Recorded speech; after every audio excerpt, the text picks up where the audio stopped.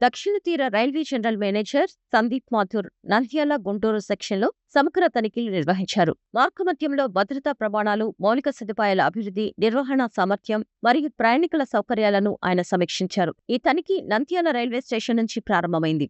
అక్కడ Amrit Bharat station scheme కింద జరుగుతున్న పునర్నిర్మాణ పనులకు జనరల్ మేనేజర్ వివరంగా పరిశీలించారు. ప్రయాణికుల వసతులను తనిఖీ చేసి ప్రయాణికులకు ఎలాంటి ఇబ్బందులు కలగకుండా పనుల నాణ్యతను, వేగాన్ని కొనసాగించాలని అధికారులను ఆదేశించారు. అలాగే సిబ్బంది విశ్రాంతి గది మరియు క్రూ లాబీని పరిశీలించి రైల్వే సిబ్బందికి కల్పిస్తున్న సౌకర్యాలను సమీక్షించారు. రైల్వే ఉద్యోగుల సంక్షేమానికి ప్రాధాన్యతనిస్తూ వీరికి ఆధునిక వసతులు కల్పించడం వల్ల సురక్షితమైన మరియు సమర్థవంతమైన సేవలు అందించవచ్చని పేర్కొన్నారు. అనంతరం గాజులపల్లె రైల్వే స్టేషన్లో signalling and telecommunications relay room ను ఆయన తనిఖీ చేశారు. ఆ తర్వాత చెలను దిగువమెట్ట సెక్షన్లో నిర్మాణంలో ఉన్న రైల్వే టన్నెల్ పనులను, భద్రతా ప్రమాణాలను సమీక్షించారు. పనుల నాణ్యతను, భద్రతా నిబంధనలను పాటిస్తూ నిర్ణీత సమయంలో పూర్తి చేయాలని అధికారులను ఆదేశించారు. తర్వాత కంబం సెక్షన్లోని లెవెల్ క్రాసింగ్ గేట్ నంబర్ 219 ని పరిశీలించి గేట్ కీపర్ తో మాట్లాడారు. సేఫ్టీ రిజిస్టర్ల నిర్వహణ మరియు కార్యాచరణ సన్నాహాలను తనిఖీ చేశారు. మార్కాపురం రోడ్ రైల్వే స్టేషన్లో శ్రీ సందీప్ మాథుర్ రైల్వే భద్రతా వ్యవస్థలు మరియు స్టేషన్ మౌలిక సదుపాయాలను విస్తృతంగా పరిశీలించారు. పట్టాల